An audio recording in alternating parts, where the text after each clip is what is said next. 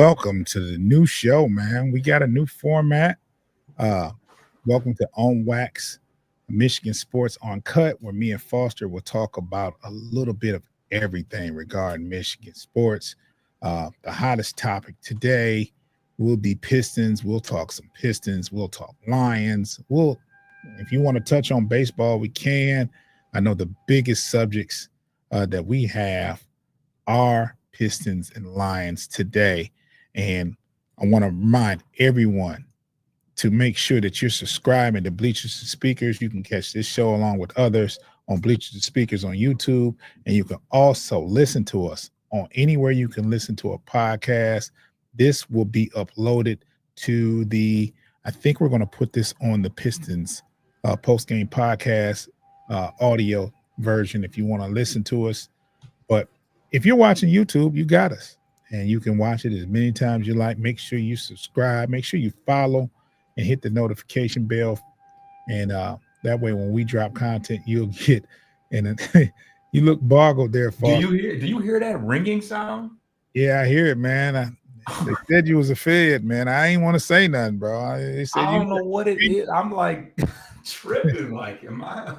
Like, I don't know what you got going on, bro. But it ain't none of my business, man. I'm trying to. It's loud though. Is that coming from outside? Hold on.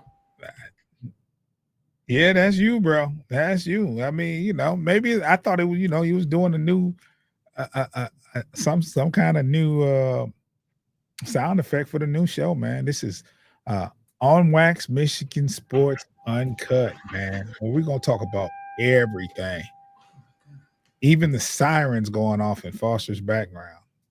I hope you ain't got no warrants, man. I think it's like the lawn. I don't know what it is. It's throwing. Hey, they're gonna learn to like it, man. They'll be all right, man. Just whenever you're not speaking, just hit, just mute. Don't get fined though trying to talk with the mute on though, because we find people around here. I think it stopped. Yeah, it's gone. It's gone. I'm like, what is? Okay, all right. Sorry, bro. That's how you start a new show, just like that.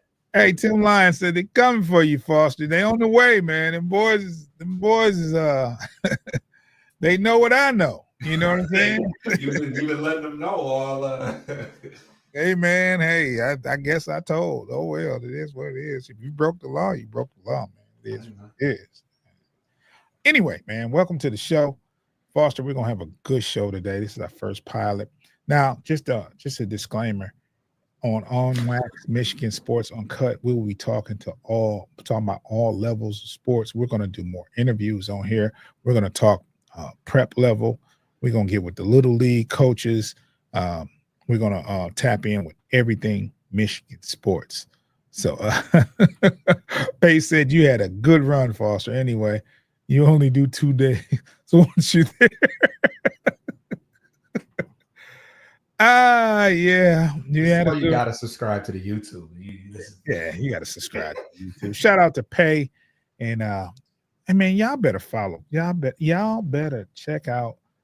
What's the name of the channel over there in Chicago, man? The Frustrated Chicago Sports. Hey, Network. You may be a Michigan fan, a Michigan sports fan, but tap in to Frustrated Chicago Sports. They got some good material over there, and they have some great personalities that's on the channel. Those are my dogs. They do great work. Pay is hilarious, but he's a numbers guy. So anything he says, he didn't just make this up. There's some numbers that support what he has to say. So you're gonna learn some big words too, like extrapolate. Hey, if you don't agree with his take, you gotta respect it, because he didn't just make stuff up. So never. But he's they have some good stuff over there. Check out that. Tim Lyons does the Cincinnati Bengals stuff. Just let us know. Tim Lyons said that's debatable. Tim, let us know your stuff as well. We'll plug your information on, and we'll pass it along as well. But the big news, Foster, I got a question, man. We know about the acquisitions, right? And Foster has put together whenever something happens, he talks about it. So You can find that on YouTube and you can find that on Post Game Podcast. But today we're going to comment and give our opinions. We don't have any breaking news. You've seen what's happening. So we're gonna talk about it. Me and Foster hasn't had a chance to talk about it, but you're gonna hear what we think from our perspective. Tim Lyons says, yeah, it's called Running Through the Jungle. You can check out the Cincinnati Bengals. Tim Lyons is a great guy. He's very knowledgeable and entertaining. So check it out, man. We ain't no haters over here, man. We spread the love. It's enough media coverage for everybody, and enough money out here for everybody. So go check out Tim Lyons. Outside of the material, he's a dope dude, good person. So my question is, Foster, with all these acquisitions, is Malik Beasley out of the plans with all this stuff that's going on? Well, go ahead. Finish. Because if what happens, the latest that I'm hearing, if you acquire Malik Monk, how many guards are you going to have? That I was going to say. What I was going to say is there might be a new Malik, and even then, I feel like people are there at this point. You bring your best players in that you can. If you can essentially get Malik Monk for free because you're already going to lose Schroeder, you find a way to get Monk in there because he's just too electric of a talent. You put that type of athleticism with an Asar Thompson, Ron Holland, Jaden Ivey. You got a lot of electricity and just some versatility there because he is not a bad point guard for a guy that has never been labeled a point guard. I mean, he averaged like 5 assists last year when Fox left and he was left to be the primary playmaker. So you add in Malik Monk, it's like you're gonna have to move some stuff around to make that even remotely make sense. Especially since the guys that you brought in they're kind of this. They're not the same players, but they're all about 6'5", 6'6". Not traditional defense first guys. Like you're gonna try to outscore everybody. Like you got to. Yeah. It just does. I mean, Beasley's going to be on a veteran minimum at this point because you just got Duncan Robinson, who's not known for any defense whatsoever. That's none. That's the knock on him, his lack of defense. So, Bickerstaff is a defensive minded coach. Not saying it wasn't a good pickup because you with what's going on with Malik, you need another shooter just in case, and you got that with Duncan Robinson. And you got to remember, Malik Monk. I checked this out. Maybe I'm wrong. Maybe the source. He's only about 6'3" and a half, 6'4". So he's only going to play either guard. He's not going to play. He's not going to be a small forward. He'll be in a 3-guard lineup if he's on the floor with 2 other guards, and that's a small lineup. And he's not going to play power forward at all. He's definitely not playing. So it just, you wonder what's going to happen with Malik Beasley if you use that whatever it is, the 3-team, the sign and trade acquisition. If you acquire Malik Monk, I don't see a future for Beasley here. And it's sad because he's such a good person. Now you can sit up here and say what he did from the basketball perspective, but the people here in Detroit love Malik Beasley, and his attitude and what he brought to that locker room was crazy. Now all this other stuff that we're hearing that's going on, I'm not going to promote it because it's for me it's just hearsay. But man, the stuff that we're hearing is crazy.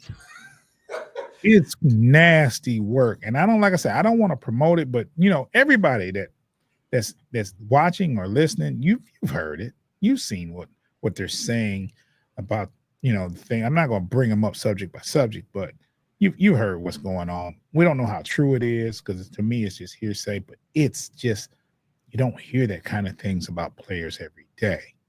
So it's right. It's per usual to the average man. But yeah, when it gets blasted out Yeah, in the front YNs of in the everyone. world, you hear that, you know what I'm saying? But not the veterans that's been in the NBA, stuff like this. And especially in a contract year.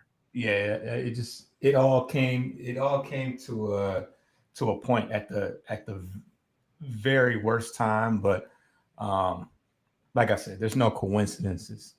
I don't believe in coincidences, so that was done by design. I think. Yeah. So let me ask you this, Foster. Let me put a scenario on the table. Let's say you acquire a Malik Monk and you don't get Beasley. You don't resign Beasley. He goes wherever. What do you have with the Pistons this year in comparison to the last year with Malik? What do you have? Do you lose anything? Do you gain anything? Does it stay the same? What do you think? With all the Uh, acquisitions. with all the acquisitions, I think. Oh God. And and keep in mind, Ivy will be healthy. So Right, keep right, that right. in Yeah. I think you certainly have a surplus of guards and guys that can go out and score.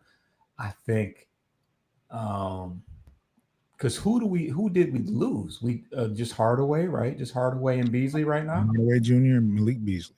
Yeah. So I can't even say the defense gets worse because neither one of those guys are defensive juggernauts. I think you just you're just adding additional offense. I think that you gotta find a way. I think that you gotta find a way to strengthen that backup four position because right now it's Tobias.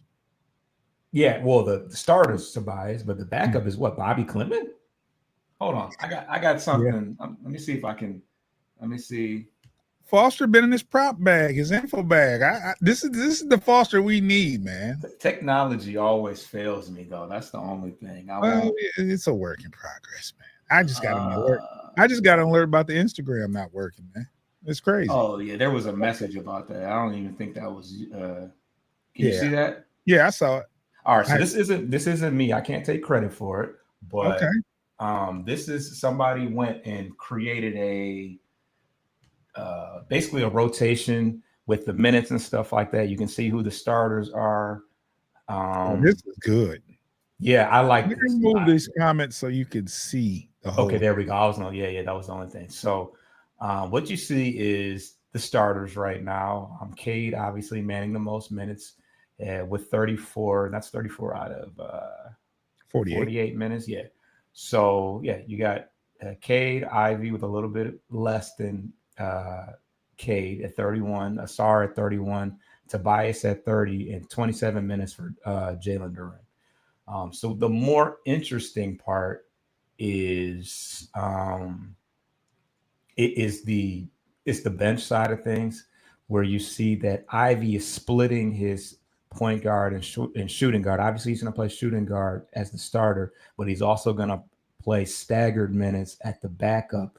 Well, not the backup, but the staggered minutes when Cade's on the bench. Mhm. 14 of those at the point guard position.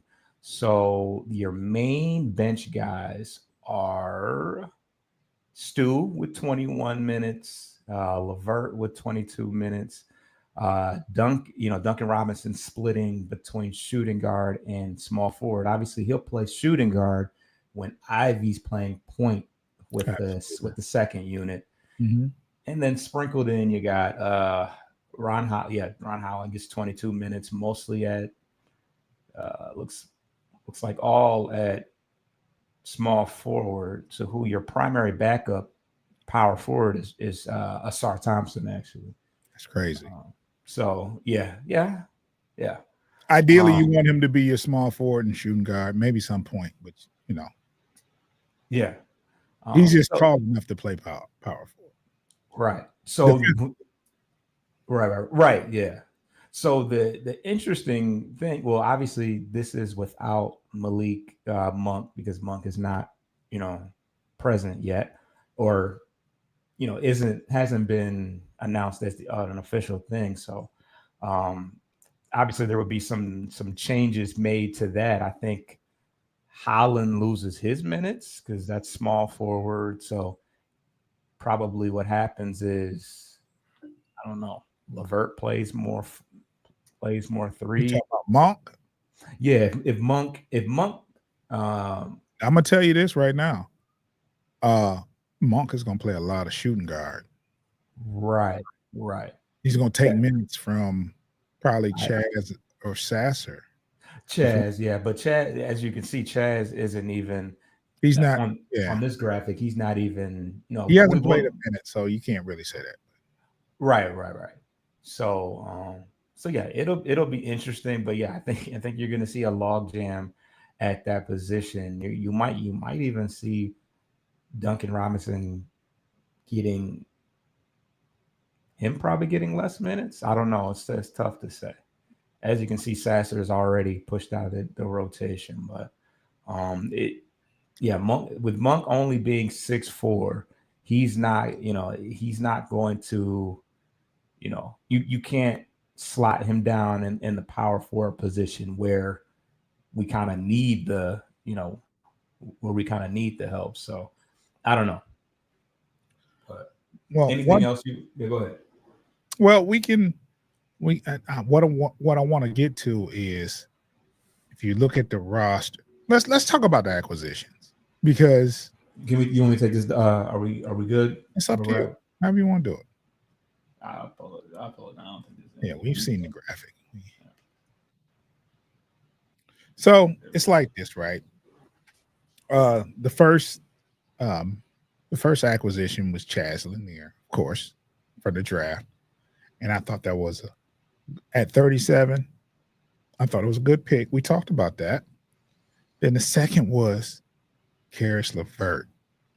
Now, there were, if you go to Woodward Sports on Instagram, as soon as it happened, I read all the comments.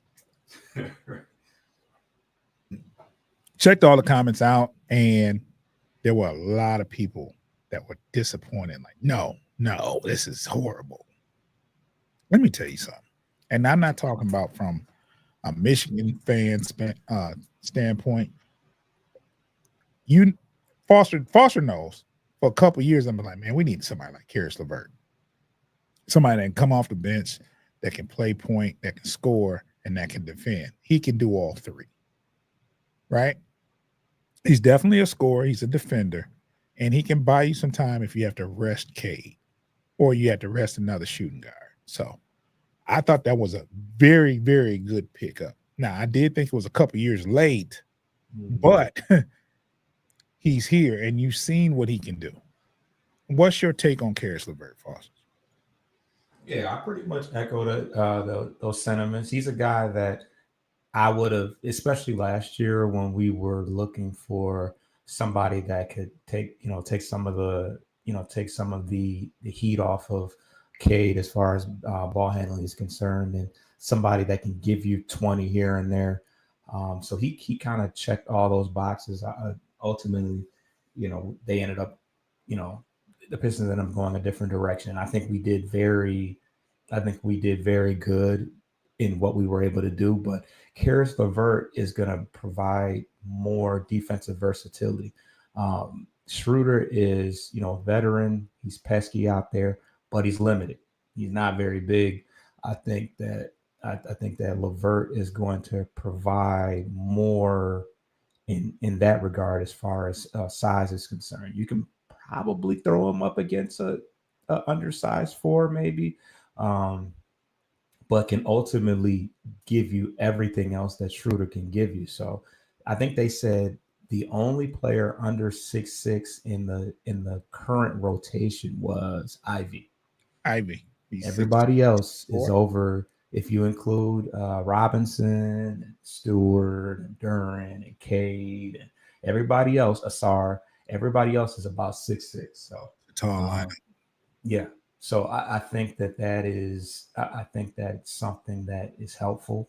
You can't, there's not one guy amongst that. I mean, you might be able to pick on Duncan Robinson with this negative wingspan, but as far as just from a physical aspect, all of those guys, stand tall out there, which is nice. Look at the way OKC operated. You got SGA, you got Jalen Williams, you got some size there. So I think that makes us and obviously Ivy athletically, I mean, he's not the best defender, far from it, but athletically, he in that regard, he can hang with the elite. So Yeah, I definitely get that. Um, would you say uh, I don't want to compare acquisition by people that's leaving because we don't know what position we don't know if they're going to start or whatever. But is Karis LeVert an upgrade over Tim Hardaway Jr.?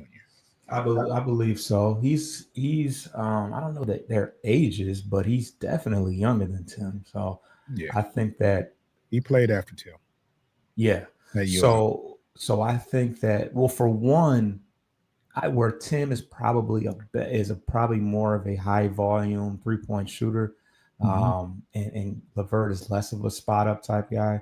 I think his creation and his defense is going to make him a more valuable piece. I think the only key is going to be health for him, which Healthy. he's been, yeah, which I think he's been better in recent, once he got away from that kidney situation that plagued him for a couple of years.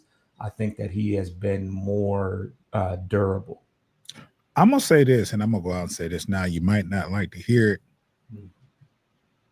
but a healthy Karis LeVert, he could very well earn the starting position if Hardaway did. He can definitely be your shooting guard, your starting shooting guard. Yeah, I mean, I would like I would I like to hope think it's Ivy. I that hope Ivy takes that jump. I hope it's Ivy, and then you have the luxury of bringing Levert off the bench, so he wouldn't have to play as many minutes. But yeah, Yeah. but I But he doesn't stand out. He doesn't stand out any more than Tim Hardaway would in the starting lineup. So and I'm going to say this before I ask you. I think the acquisition of Duncan over Malik Beasley, you take a step back because Beasley can do a couple of more things than he can do. And I think Duncan Robinson may be the better pure shooter. But as far as everything where Malik, he can put the ball on the floor, he defends. Uh, I think it's a smaller step back, but as far as 3-point shooting, we won't miss a beat, but we will miss the other intangibles that Malik Beasley did. So I wouldn't say that was an upgrade. Either way, even if you compare it to Karis LeVert, I think you lose a little something by losing Malik Beasley. Now I'm not saying we're losing him.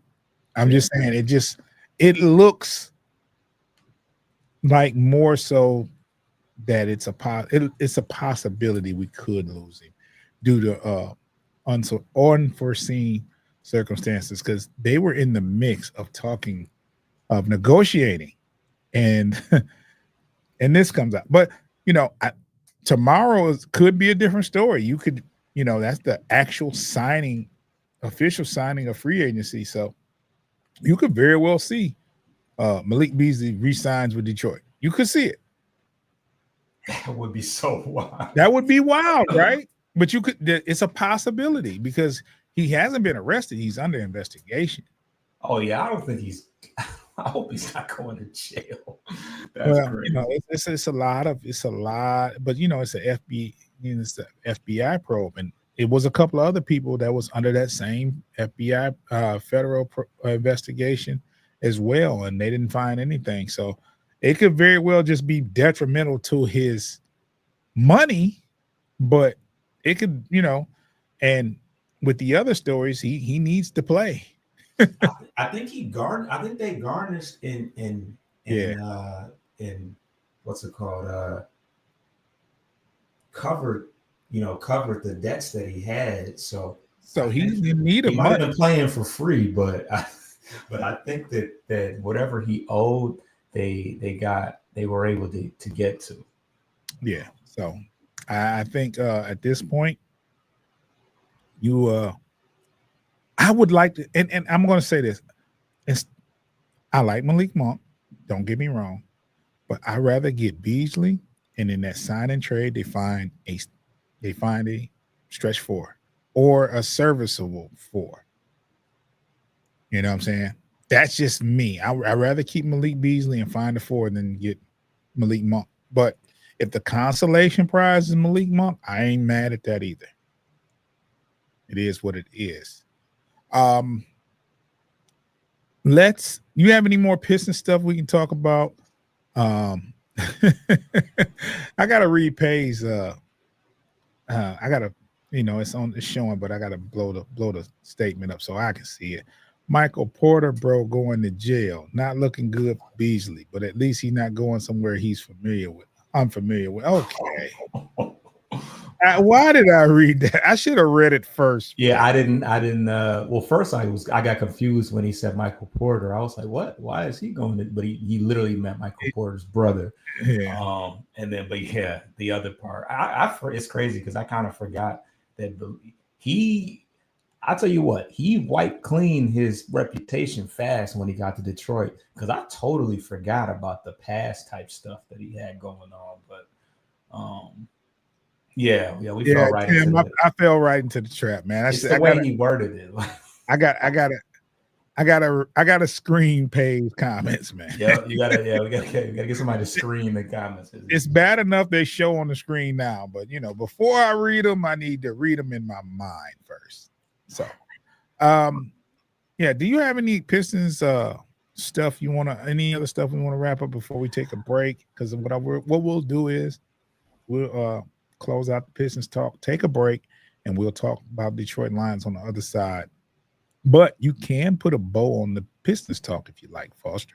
Well, so I want to two names that I want to throw out there that have been getting some buzz as far as that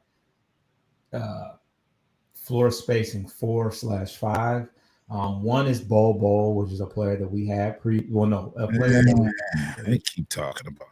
Yeah, but hey, the guy is like 7 foot plus. He's got skills and talent. I don't think if we can get him with the amount of money that we're going to have going, because it's either going to be we're going to get him Malik Monk back, or we're going to have I think like $22 million, or we're going to have some money left over when it's all said and done. We can't lose. However, that 3-way trade plays out, but he was almost a Detroit Piston a couple years back. He failed the physical. We were going to be sending oh man, I forgot his name again. It was a kind of an irrelevant player. What's his name? I can't think of it. But so he was almost a Piston a couple years ago, and all things fell through. But another guy is Boucher. He's like, I can't remember his first name, but I know he's talking about Toronto. Yes. That's another player that we might be interested in. He's able to space the floor. He's only 6'9", I guess, but he's got an insane wingspan. And for what we would need him for, I mean, he's taller than Tobias. He's taller than Tobias. Yes, he is. Sometimes I forget Tobias is only 6'6", but yeah, give him some double cheeseburgers. But yeah, for what we would need him for, we wouldn't be asking, for a lot. Obviously, they're not good options to replace Tobias or be the predecessor, but I think that they would be a good stopgap until we figure things out. And that's if we don't land John Collins. If we land John Collins, we are in business. That's the best case scenario if you can get John Collins out. And we had that list that I wish we could have pulled up, but that list of guys that fit into that 22 million. I mean, there was like Obi Toppin and a couple other nice names. There was Pat Williams on there, which, oh my God, that would be very bad. But yeah, I think that's as we get closer to the season, that's the next order of operation is finding a rim protector off the bench. I think that we're pretty secure with Duren and Harris at this point. There's not much else that we can do, but another guy to go, next to Stewart. Stewart is obviously our backup center. So we just need some size out there, somebody that can protect the rim a little bit. Yeah. Tim Lyon says Pistons, a team calling on LeBron. I don't think they're calling for him. I mean, you gotta take the call. I mean, you have gotta to at listen to least the see. offers. Yeah, It's LeBron. You're gonna listen to it. We would reach. We're not above reaching out and saying, "Hey, so what exactly?" We're not in that position. They're gonna want everything for LeBron, and we got to take Bronny too, bro. Yeah. All right. So what we'll do now, we'll take a break. On the other side, we'll talk about some Detroit Lions stuff. It's been a while since me and Foster has talked Lions. But if you missed the Lions stuff, you can definitely tap in on Wednesdays where we have the NFC North show with Pay and Dave. Those are the Chicago Bears and Minnesota Vikings. Those are two great podcasters, two great personalities, good people as well. And I consider them as friends. So every Wednesday, I haven't been on the show due to work and conflict of scheduling, but Foster has been in there with them every Wednesday. So that show usually happens at 5:00 on Wednesdays. So you can hear more Lions talk. I just did the math and we're like 10 Sundays away from regular season football, I believe. And I think the Hall of Fame game is much sooner. So on the other side, we'll talk Lions. So if you're listening, you're going to hear some wonderful ads. If you're watching, give us about 30 seconds.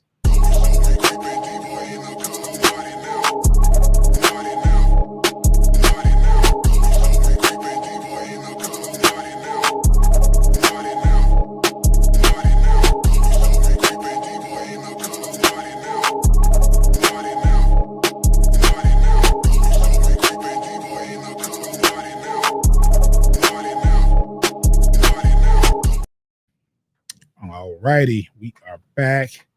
And Foster, let's talk some Detroit Lions. It's been a while since me and you have talked about it. Tim Lyons, I appreciate you, man. Your breaks, intro, and outro are fire, man. That's we got a homie named Yo-Yo, man, that hooks this stuff up. I just send him the music, tell him what it's about, and I don't even check it. He just send it to me. I post it. Make magic, don't he? Yeah, he does his thing, man. Of this particular that particular intro, I did the music for. So I just started it. I didn't even finish the beat. I just started it and was like, okay, I never finished this. I'm just gonna use this. I'm just gonna loop it and use that for an intro. So that's how that worked. So were you going for a Houston sound with that? Like chocolate it sounded so much like Steel Tipping on Four Foes when I heard it. So I just looped that. It had more to loop, but I had to cut out a loop because this is, the other part didn't fit. It was talking about finger on the trigger, and I'm like, no, I don't want to scare nobody. I'll let you hear you heard the whole version of it though. You heard what I had so far, but I had to, loop it on the first part. But anyway. Thank you, Tim. Detroit Lions. Foster, I've been out the loop. They've been talking about I think the biggest question for me is, are you gonna bring Zadarius Smith back? Have you heard anything? I guess the good news is he hasn't signed with anyone else. Right. Yeah. I guess as long as he's sitting out, hanging out, living his best life, and not in another team's uniform, there's hope. There's hope. But it's weird though. I've never, in a time where I've actually followed the team to the level that I've followed Detroit, I've never seen anything like it. It's almost like he's halfway into retirement, like, because there's not even, like, I'm sure he's had conversations with other teams, but like, it makes you wonder. No one has extended like an overpay offer? Oh, rumor is Bengals. I know it. But we've heard rumors, like we've heard Chicago, I've heard Cincinnati. I saw the Ravens. I This heard was the like Ravens. I don't know if it was real smoke or if it was that was just from from a Ravens like wishful thinking. I mean, because they're just so greedy. Let's be real.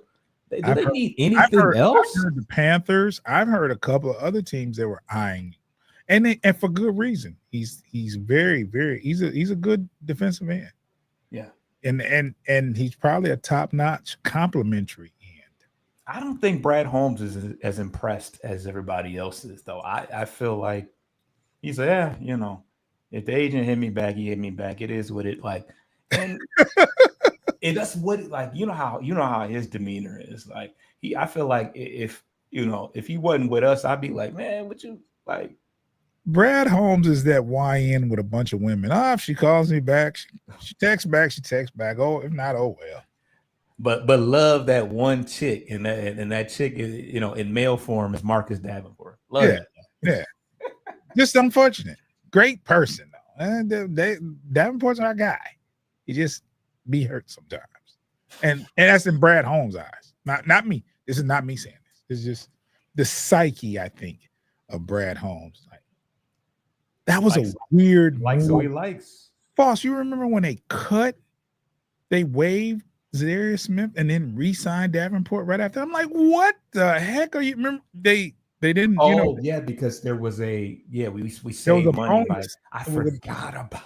But the thing is, we weren't thinking about them saving money. We was like, why would you waive or cut Smith and re-sign Davenport? That made like with the quickness he did that. And it wasn't a cheap. I mean, it wasn't an expensive. It wasn't a crazy amount of a bonus. But it was but they did that without even thinking. Oh, what you need? Oh, boom! Like there was no negotiation. It was weird. It was weird, and it made me question Brad Holmes as a human being. I'm not going to.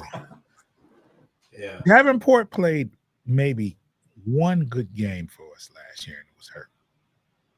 Yeah.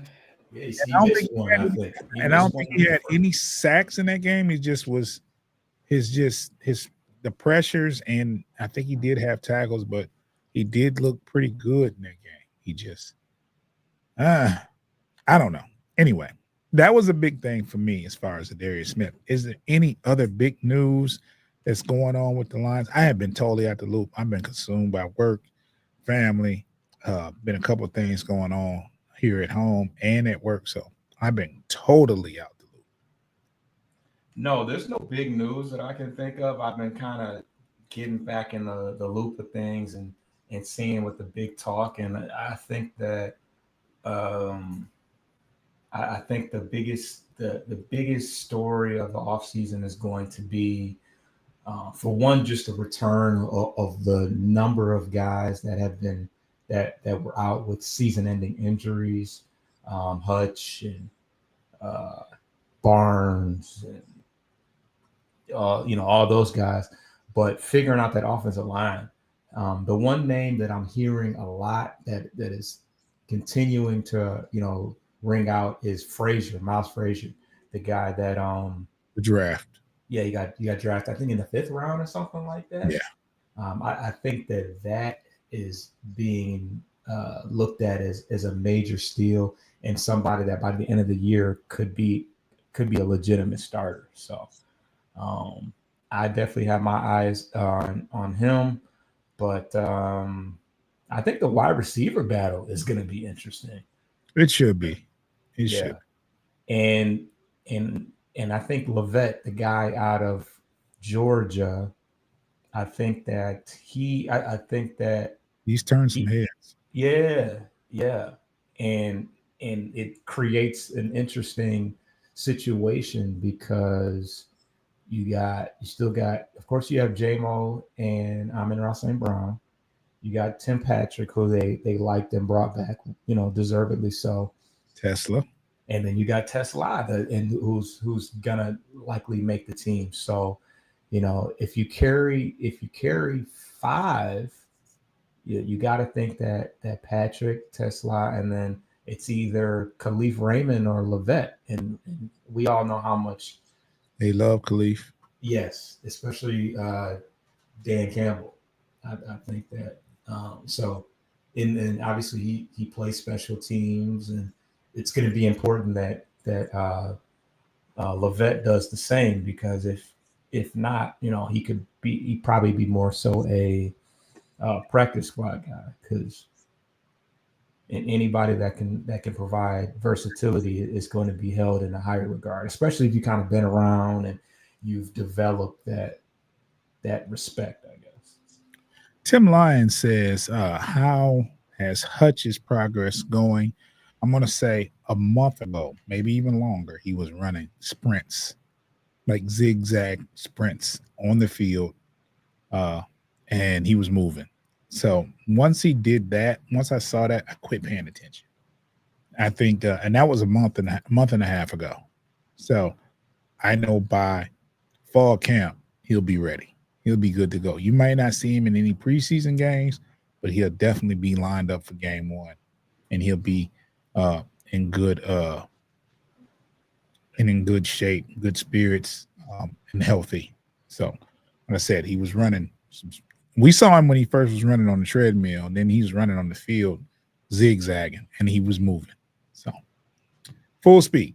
So I think his progress has been good, and no doubt in my mind, he'll be the starter without no issues unless he gets hurt during fall camp or something like that. But it won't be that particular injury, something like that. So, um, another thing that I'm hearing,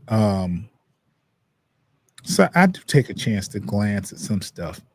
But one thing I'm hearing is about the camaraderie of the defensive backfield. Foster, have you heard anything about the defensive backfield with the new acquisitions? Because I'm hearing that I think it was Branch that said, "Hey, we're communicating better, we're gelling, we have a good defensive backfield here."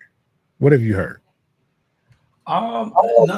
Nothing in particular. If you're able to speak any more to the actual specifics of it, but I do think that we have the potential to have a very top notch. I think it's all going to come down to Terrion Arnold and what his progression is, because DJ Reed has already been solidified as a top, probably top 10 corner. We Mhm. obviously know what we have in back, as far as the last line of defense between Brian Branch and DJ Reed, but I think that the nickel portion of things is going to be a force to be reckoned with as well. You got Amik Robinson, you got Ennis Rakestraw, who had a very good preseason, and I'm hearing that Avante Maddox is going to be playing that safety role, that backup safety role. So I think that that's going to, he's already solidified. He's got a Super Bowl ring, and yeah, I think that the Lions secondary is always something, always viewed as somewhat suspect, even though we've had some decent players, but we legitimately might be very, very deep at that position for the first time in a very long time, maybe the first time ever. Okay.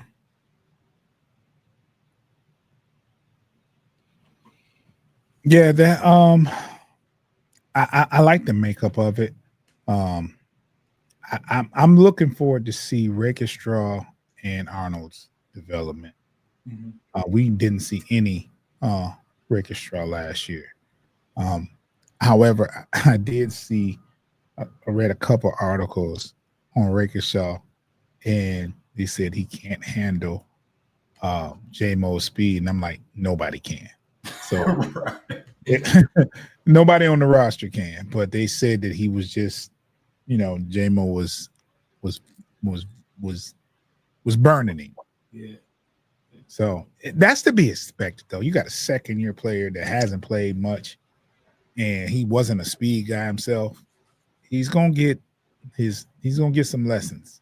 And JMO's a vet, Yeah, nearly. In a this is we're going. He's going into his fourth year. something like that. Yeah, That's fourth, vet. That's vet status almost. and Hard he's to in. believe, because he's still kind of looks like a kid out there, but But he's certainly runs improved like a every young year. guy. He's improved Yes. every year on his route running, and he can take the top off of defense. So once he's not just becoming the street guy or the person that or the reverse guy, he catches intermediate routes, short routes, over the middle. He does a lot of things on the football field that a all around wide receiver does. So he's that person that if you're gonna get dogged in a practice, it ain't too bad to get dogged by J-Mo because that's what he's doing nowadays. A couple of other things that I've heard about is the optimism about the offensive coordinator and the more ever so present of going more downfield.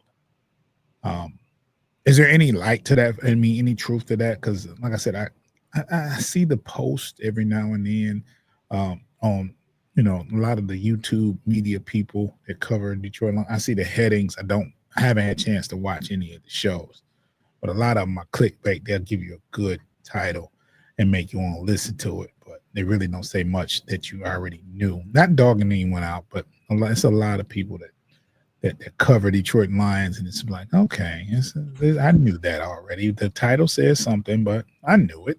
But go ahead, Foster. Have you heard anything about this new offense and the optimism?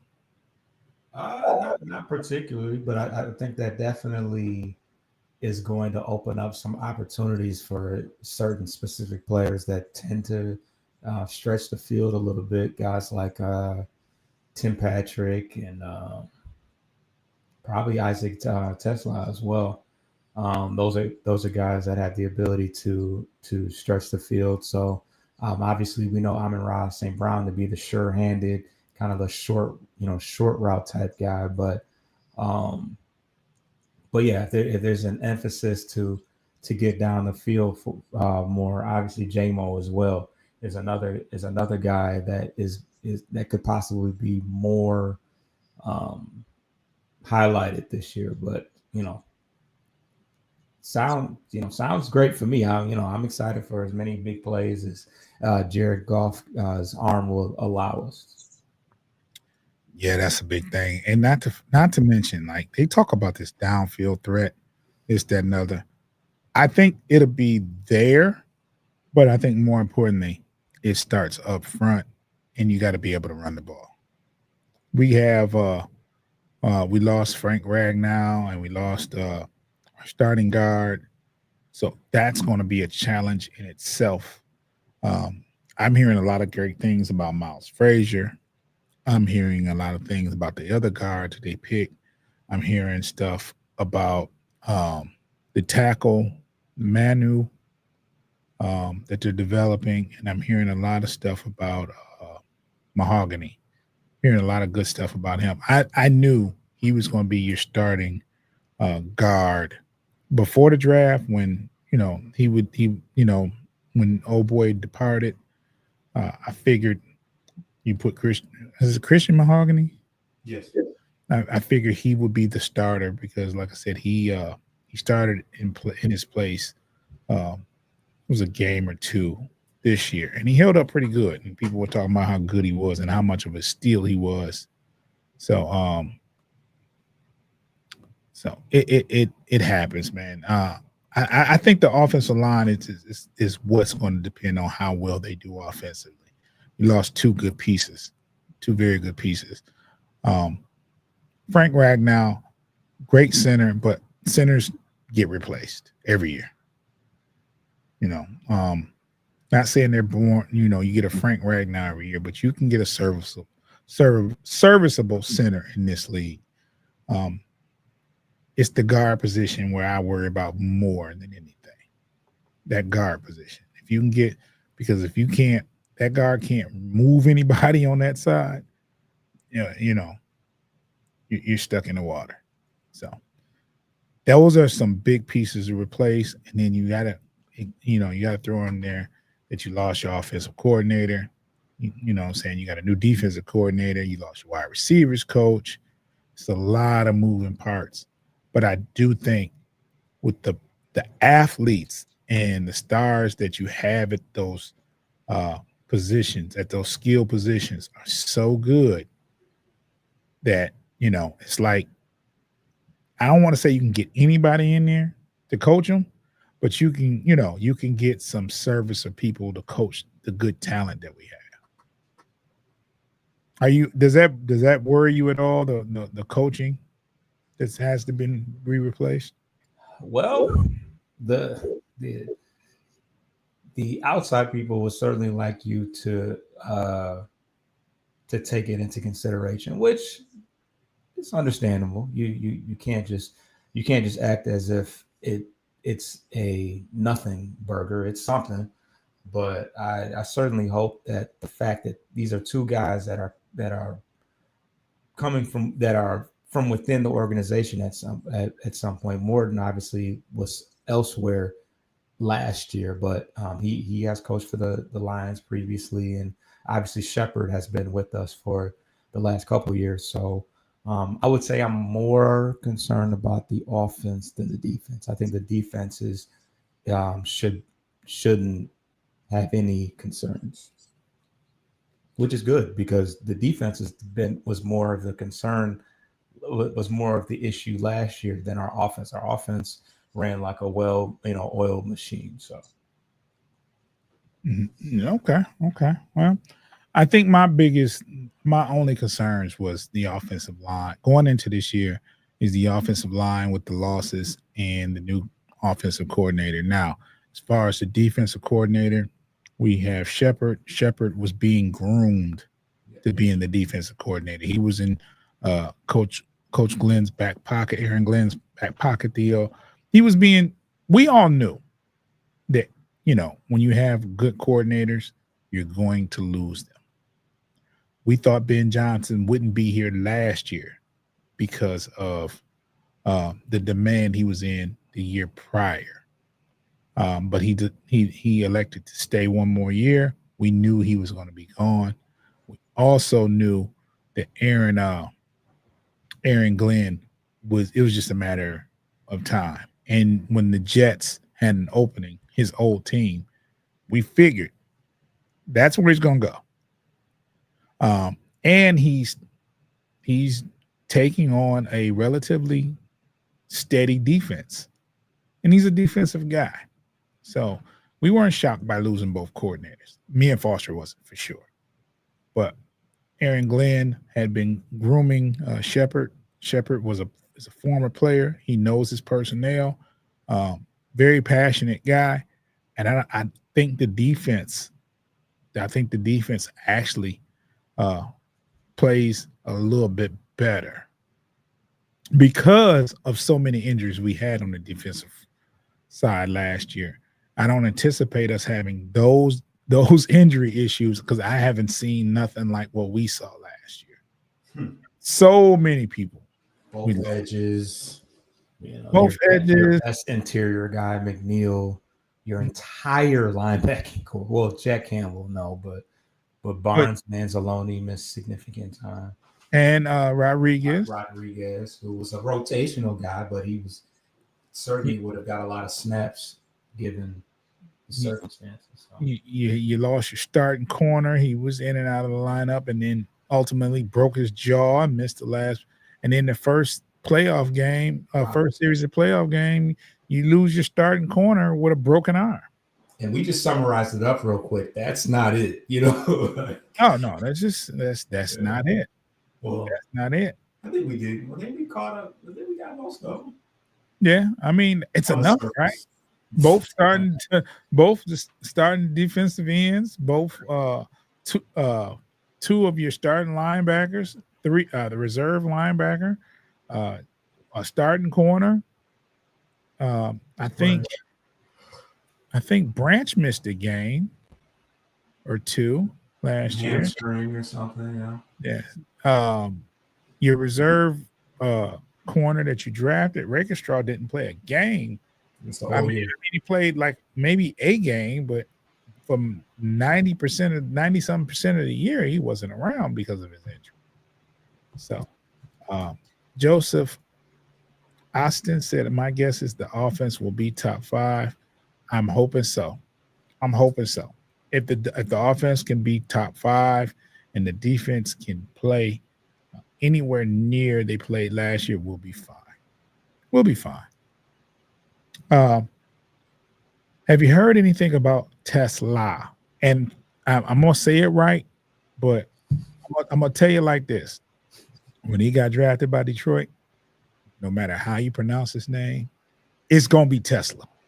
I forced myself to say it correctly, but I really just want to say Tesla. And that's what it's gonna be, Foster. We know how it is in Detroit. I mean, it's gonna be Tesla. We're gonna call him Tesla, especially if he runs past people and be like Tesla. There ain't gonna be no Tesla. Look at that Tesla rolling.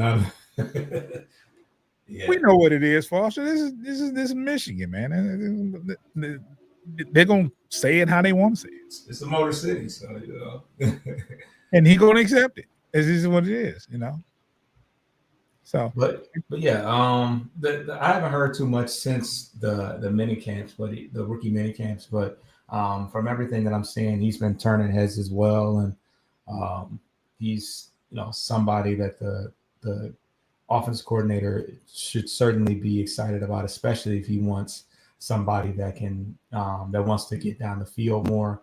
I think he's a great candidate for that. He's got a large catch radius. He ran a pretty good 40 time, and we'll be able to work him. We won't have to force him right into action. We'll be able to use him strategically as needed, because we do have two bona fide top two and even a serviceable third receiver as well. So I'm really excited to see him play in a couple of weeks in the upcoming preseason games. Yeah, I'm willing. I can't wait, man. When is that? What you calling it? When is the Hall of Fame game? Let's see. Do we have to go down to Canton? You said, do we have to go down to Canton? Do we have to make a road trip and go down to Canton and check it out? So that is July 31st. Was that the same day as the? Yeah. Thanks, Tim. July 31st. Yeah, the MLB trade deadline is the July 31st as well. But you'll probably be in the office suites of the Tigers. Right. And they're wheeling and dealing, trying to get us a World Series ring right now. Okay. What are the Tigers fishing for? What do they need? Ooh, arms. Like, I think that going into I think initially we knew that we were going to have to add some hitting, but honestly, the hitting has been all right. We just had so many breakdowns, pitching wise, bullpen wise, and from a starting pitcher. Obviously, Jackson Jobe, our young prospect, got had to get Cy Young, had to get the Tommy John surgery probably about a month ago, but we've had a lot of more so injuries on the starting pitching side of things, but our bullpen just hasn't held up in the way that it did last year. So we'll be in the market for several arms, I'm thinking. Okay. I was thinking maybe another bat as well. Yeah. Well, who knows? I mean, we've been pretty deep. Like, I think going into the year, we didn't know what Torkelson was going to give us. We didn't know what Baez was going to give us. Baez is a starter in the All-Star game. So coach would have laughed in my face. I would have laughed in my own face if I had said that he would have been an All-Star, let alone a above average hitter at the All-Star break. But yes, so we've got some production from some guys that we thought we might have to cut. So the bat, yes, we can always use. I would say that if we're gonna make a move for a bat, we're not talking a fringe not an everyday guy. If we really make a full swing at a bat, it'll be a big name, somebody that moves the needle. I hate Pay. What do you say? I hate Pay.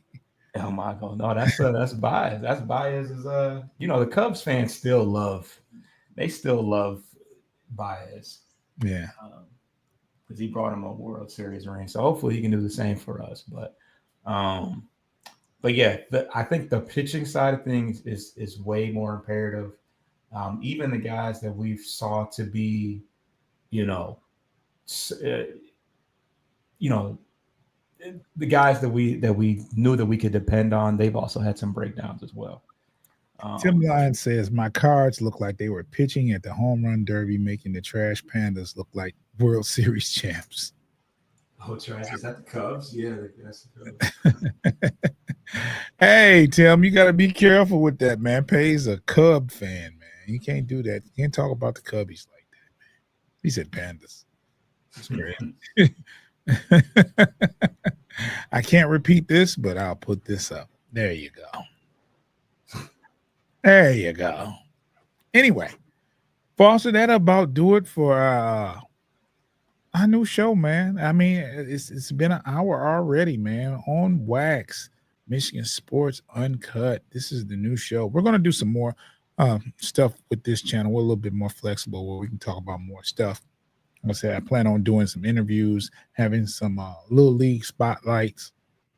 Uh, we'll talk about Michigan, University of Michigan, Michigan State, Eastern Michigan, whatever. If it's Michigan related, we'll talk about it. Sports wise, I definitely want to try to get deep off into prep basketball, prep football, maybe get a couple athletes on here. Working on a couple guests right now, and not just regular guests. I got a couple of I got some intel on some bigger names that you might see on this format. So I'm working. I'm working. So Foster, would you like to put a bonus before we get out of here? Um, nah, man, I'm just excited to start the new show, and look forward to whatever is in store as we enter this new journey. Appreciate all the support though. We got it looks like Joseph is brand new to us, so Thank you, appreciate you Joseph. subbing. Thank you. Thank you. We appreciate every single sub, every single subscriber, every single listener, every single person that's watching. We thank you all.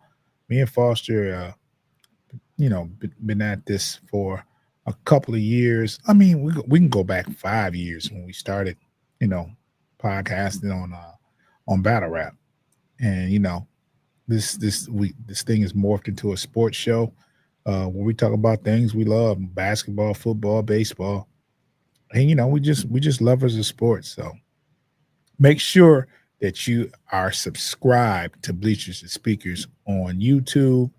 Make sure that you're following us on all the aggregators, anywhere you can listen to a podcast, whether it's Bleachers and Speakers FFSN or Post Game Podcast FFSN or Corner the Copa FFSN. You can find us on all platforms where you can listen. Just make sure you follow us. Make sure that notification bell is on, so when we drop content, you'll get an alert and download those episodes. We'd like to know who's listening, where you're at, because it's helps us with our marketing. We want to reach everywhere, so not just here. And we've had some overseas listeners too, so shout out to them.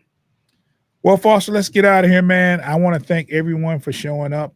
Make sure you subscribe to Bleachers to Speakers on YouTube.